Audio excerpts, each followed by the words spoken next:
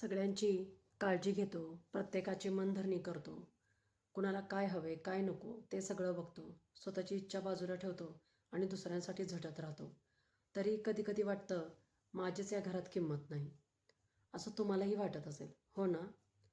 बऱ्याच महिलांना आपण बघितलं तरी ते स्वतःकडे लक्षच देत नाहीत. अगदी दुसऱ्यांसाठी झटत असतात.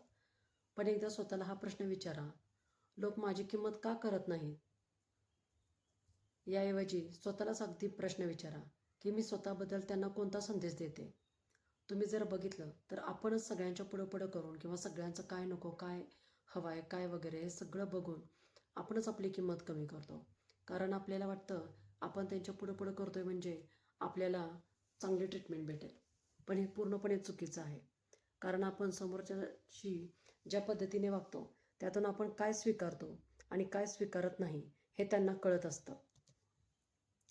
कारण त्यांना माहीत असतं की तुम्ही सगळ्यांसाठी अवेलेबल आहात. म्हणून ते तुमची कधीच कदर करत नाहीत. उलट तुम्हाला टाईमपास म्हणूनच यूज करतात. त्यांचं काम असेल तेव्हा ते तुमच्या जवळ येतील आणि तेव्हाच ते तुमच्याशी गोड गोड बोलतील. कारण आपण समोरच्याला ज्या पद्धतीने वागवतो त्यातून आपण काय स्वीकारतो आणि काय स्वीकारत नाही हे त्यांना कळत असतं. स्वतःची किंमत सतत सिद्ध करत बसू नका. मी तुमच्यासाठी एवढं केलं, मी किती सहन केलं, माझ्यामुळेच घर चालतं, हे वारंवार सांगत बसू नका. कारण याच्यामुळे काय होतं की तुम्ही स्वतःची किंमत कमी करता. तुमचं काम दिसत असेल तर ते बोलून दाखवायची गरज नाही आहे. आणि ज्या ठिकाणी तुम्हाला खरंच थांबायचं आहे त्या ठिकाणी तुम्हाला थांबायलाही हवं. तुमची किंमत तुम्हाला स्वतःला माहीत असली पाहिजे. दुसऱ्यांकडून अपेक्षा करणं पूर्णपणे बंद करायचं किंवा दुसऱ्याने मला चांगलं म्हटलं पाहिजे हे तर पूर्णपणे बंद करायचं. स्वतःला तुम्ही चांगले वाटलं पाहिजेत. शांतपणे काम करा, गरज असेल तिथं बोला आणि विनाकारण स्पष्टीकरण देत बसू नका. घरच्या जबाबदाऱ्या म्हणजे तुमचं पूर्ण आयुष्य नाही. काय काय बायका घरच्या जबाबदाऱ्या म्हणजे पूर्ण झोकून देतात त्याच्यामध्ये स्वतःला. स्वतःकडे पूर्ण बघणंच बंद करतात. तर हे पूर्णपणे बंद करायचं आहे. घर सांभाळणं महत्त्वाचं आहे, पण तुमचं संपूर्ण आयुष्य फक्त स्वयंपाक, घरकाम आणि सगळ्यांची काळजी घेण्यात घालवू नका. स्वतःच्या आवडीनिवडी किंवा स्वतःची स्वप्न, स्वतःची क्षमता काय आहे हे ओळखून त्या परीने तुम्ही वागायला चालू करा. त्या पूर्णपणे तुम्हाला विसरून जाण्याची गरज नाही आहे. स्वतःला फक्त घरापुरतंच मर्यादित ठेवू नका.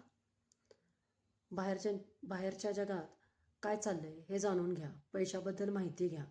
बाहेरचे व्यवहार, बाहेरच्या टेक्नॉलॉजी, कोणत्या नवीन तंत्रज्ञान शिकता येत आहेत आपल्याला, कोणत्या नवीन गोष्टी आपल्याला बघायला पाहिजेत, ह्या सगळ्या गोष्टी लक्षात घेतल्या पाहिजेत. डिजिटल गोष्टी समजून घ्या, नवीन कौशल्य शिका. तुम्ही जर बघितलं असेल तर आपण काम झालं की मोबाईल स्क्रोल करत राहतो. ह्याच्याऐवजी आपल्याला त्यातून काय शिकायला मिळेल, आपण कशाप्रकारे पैसे कमवू शकतो हे पण बघायला हवं. मुलांच्या भविष्यासाठी नवीन संधी काय आहेत हे जाणून घ्या. आजच्या काळात मोबाईल फक्त रील्स पाहण्यासाठी नाही, तर त्यातून आपल्याला पैसेही कमवता आले पाहिजेत. त्यातून स्वतःला पुढे नेण्यासाठी खूप काही शिकता येतं. जसं की तुम्ही बघितलं असेल की आपल्याला यूट्यूबमध्ये एक क्लिकमध्ये सगळ्या गोष्टी इन्फॉर्मेशन्स आपल्याला मिळत आहेत. घरकामात स्वतःला पूर्णपणे झोकून देऊ नका. सगळं काम स्वतःच करण्याची गरज नाही आहे.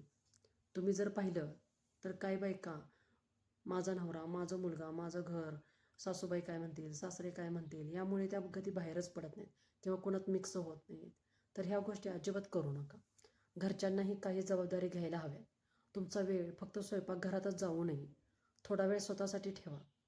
स्वतःला घडवण्यासाठी दिलेला वेळ हा वाया गेलेला वेळ नसतो. स्वतःला नेहमी शेवटी ठेवणं बंद करा. तुम्ही जर बघितलं तर काही बायका स्वतःला कधी किंमतच देत नाहीत. तर त्यामुळे काय होतं की त्यांना कायम सेकंड ट्रीटमेंट मिळते. स्वतःसाठी कपडे न घेता सगळ्यांसाठी खरेदी करणं, स्वतः सगळे जेवल्यानंतर लास्टला आपण जेवणं, राहिलेलं असेल ते खाणं किंवा स्वतःच्या आवडीनिवडी न जपणं. घरात फक्त अशाच गोष्टी बनतात ज्या फक्त घरातल्यांना आवडतात, बाकीच्यांना स्वतःला काय आवडतं ती गोष्ट कधी बनवायचीच नाही. तर हे पूर्णपणे थांबवा. तुमच्याही आवडीनिवडी जपा. तुमच्यासाठी जे पदार्थ तुम्हाला आवडतात तोही पदार्थ बनवा. तब्येत खराब असतानाही काम करत राहणं हे कायमचं चालू ठेवू नका. तुम्हाला करायला हवं, पण प्रत्येक वेळेस तुम्हीच पुढाकार घ्यायचा असं नाही. त्याग चांगला, पण स्वतःला संपवून केलेला त्याग योग्य नाही. तुमच्या ताटातही चांगलं जेवण आलंच पाहिजे. तुमच्यासाठीही चांगले कपडे मिळालेच पाहिजेत. तुमच्या आरोग्यासाठीही पैसे खर्च झालेच पाहिजेत. तुमच्या आनंदाची चावी दुसऱ्यांच्या हातात देऊ नका. नवऱ्याचा मूड खराब आहे म्हणून अख्खा दिवस खराब घालवू नका. कोणी कौतुक केलं नाही म्हणून दुःखीही व्हायचं नाही. कोणी दुर्लक्ष केलं म्हणून स्वतःची किंमत कमी समजायची नाही अजिबात. कारण की लोक कसे वागतात हे नेहमी आपल्या हातात नसतं. ते त्यांचा स्वभाव असतो, ते त्यांची ट्रीटमेंट असते. पण आपण त्यावर काय प्रतिक्रिया देतो हे आपल्या हातात असतं. स्वतःची एक सुंदर दुनिया तयार करा. दिवसातून किमान अर्धा तास स्वतःला किंवा 1 तास स्वतःला द्यायलाच हवा. चांगली पुस्तके वाचा, चांगल्या कादंबऱ्या वाचा, चांगली गाणी आवडीची ऐका, नवीन कौशल्य शिका, तुमच्या आवडी जपा, शांत बसा, फिरायला जा, मेडिटेशन करा, योगा करा, स्वतःशी बोला. हा वेळ असा असू द्या की त्या वेळेत तुम्हाला कोणाचीही काहीही करायची नाही. फक्त स्वतःसाठी आणि स्वतःसाठी जगायचं आणि स्वतःला सिद्ध करण्यात घालवायचं. स्वतःसोबत हा वेळ तुमची ताकद वाढवतो. लगेच रिॲक्ट होऊ नका. घरात काही कुणी बोललं की लगेच त्याला उत्तर द्यायचं, राग आला की ओरडायचं, दुःख झालं की सगळं मनातलं सांगून टाकायचं. हे आधी थांबवा. स्वतःला शांत ठेवायला शिका, मग बोला. कधी कधी 5 मिनटं शांत राहिलं तरी आपण चुकीचं बोलणं टाळू शकतो. शांत राहणं म्हणजे कमजोर नाही. स्वतःला भावनांवर नियंत्रित ठेवणं ही ताकद आहे. प्रत्येक गोष्ट सगळ्यांना सांगत बसू नका. प्रत्येक प्लॅन सगळ्यांना सांगत बसू नका. प्रत्येक निर्णय आणि प्रत्येक गोष्ट घरातल्या प्रत्येक व्यक्तीला सांगण्याची गरज नाही आहे. तुम्हाला काय आवडतं आहे, तुम्हाला काय नाही आवडत, तुम्हाला काय करायचं आहे किंवा तुमचं फ्युचर प्लॅन काय आहेत, सगळ्याच गोष्टी दुसऱ्यांना सांगत बसू नका. नवीन कोर्स करायचा आहे, पैसे साठवायचे आहेत, नवीन गोष्टी शिकायच्या आहेत, तर ते चालू करण्याआधीच सगळ्यांना तुम्ही सांगायची गरज नाही आहे. जसं की तुम्ही बघितलं तर आपण कायम आधी कोणतीही गोष्ट परमिशन मागतो की हे मी करू का. हे असं न करण्यापेक्षा मला हे करायचं आहे असं ठामपणे सांगा. स्वतःसाठी काही निर्णय घ्यायला शिका. सगळं आधीच जाहीर करण्याची गरज नाही आहे. काही गोष्टी शांतपणे करून दाखवण्याची सुद्धा ताकद असते. दुसऱ्यांच्या निंदा चहाड्यांमध्ये पडू नका. कोणी तुमच्यासमोर दुसऱ्यांची निंदा करत असेल लगेच आपण मत देऊ नका. कारण पुढचा व्यक्ती जर आपल्याजवळ एखाद्याची चुगली करतोय म्हणजे तो आपली सुद्धा दुसऱ्यांसमोर करणार. हे नक्की लक्षात ठेवा. घरात काय चाललंय हे समजून घ्या, पण प्रत्येक गोष्टीचे स्वतःला ओढून घेऊ नका. तुमच्याशी जशी वागणूक होते तशीच कायम सहन करू नका. कोणी उद्धटपणे बोललं असेल तर लगेच त्यांच्यावर प्रेमाचा वर्षाव करण्याची गरज नाही. कोणी दुर्लक्ष करत असेल तर लगेच वाईट वाटून घेण्याची गरज नाही किंवा त्यांच्या मागं सुद्धा जाण्याची गरज नाही. कोणी तुमचा अपमान करत असेल तर प्रत्येक वेळी गप्प बसून सगळं सहन करण्याची सुद्धा गरज नाही. शांतपणे आणि ठामपणे बोला. माझ्याशी अशा पद्धतीने वागायचं नाही, मला मान्य नाही, एवढेही कधी कधी पुरेसे असतं. सतत टोमणे मारणाऱ्या लोकांना जास्त महत्त्व देऊ नका. काही लोकांना दुसऱ्याला चिडवण्यात मजा वाटते. टोमणा मारायला, तुम्हाला दुःख झाले हे बघायला त्यांना खूप आवडत असतं. किंवा तुम्ही कसं ट्रोमामध्ये राहता, तुम्ही कसं स्वतःला डिमोटिवेट करता, हे त्यांना बघायचं, हेच तर त्यांना बघायचं असतं. अशा वेळी प्रत्येक गोष्टीचं स्पष्टीकरण देत बसू नका. गरज असेल तिथंच तेवढंच बोला. ठीक आहे, तुमचं म्हणणं असेल, ठीक आहे, विषय संपवा. कारण काही लोकांना तुमचं उत्तर नको असतं, त्यांना फक्त तुमची प्रतिक्रिया हवी असते.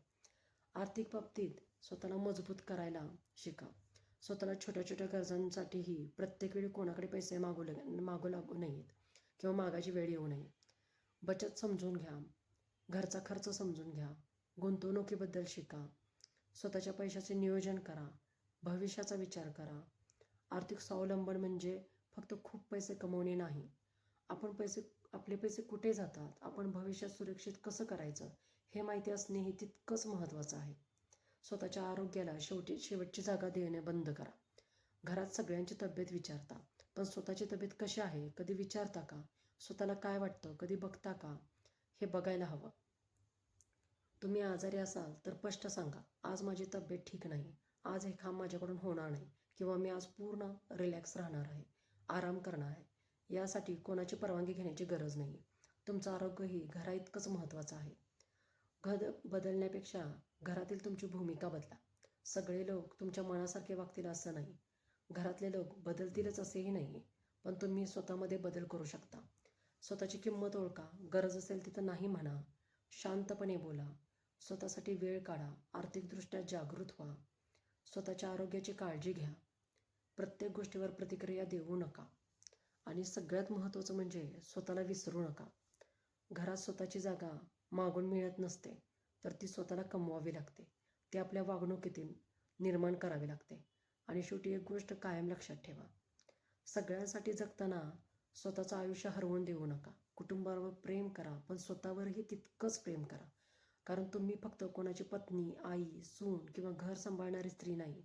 तुमची स्वतःची एक ओळख आहे आणि त्या ओळखीची किंमत सगळ्यात आधी तुम्हाला स्वतःला असायला पाहिजे. घरात स्वतःची किंमत का कमी होते असं वाटतं? घरासाठी आपण खूप करतो, सगळ्यांची काळजी घेतो, प्रत्येकाची मनधरणी करतो, स्वतःची इच्छा बाजूला ठेवतो, स्वतःची इच्छा मारतो, स्वतःची स्वप्न तोडतो. तरी कधी कधी वाटतं माझीच या घरात किंमत नाही. पण एकदा स्वतःला हा प्रश्न विचारा, लोक माझी किंमत का करत नाहीत? याऐवजी मी स्वतःबद्दल त्यांना कोणता संदेश देते? तर हेच खूप महत्त्वाचं आहे. स्वतःचा रिस्पेक्ट वाढवा, स्वतःला किंमत द्या आणि स्वतःला चांगल्या गोष्टींमध्ये ढाला. तुम्ही जर बघितलं तर आयुष्यामध्ये प्रत्येक गोष्टच्या वळणावरती आपल्याला काही ना काहीतरी शिकायला भेटतं. जग हे एवढं मोठं आहे, आयुष्यही आपलं खूप मोठं आहे. त्यात प्रत्येक वेळेवर आपल्याला बदलावं लागतं. प्रत्येक संधीचा उपयोग करून घ्यावा लागतो, तरच आपलं आयुष्य चांगल्या प्रकारे निर्माण होतं. तर तुम्हाला तुमच्या आयुष्यासाठी चांगले धडे घेण्यासाठी माझ्याबरोबर असेच कनेक्ट राहा. तुमच्या सगळ्यांचं मनापासून धन्यवाद.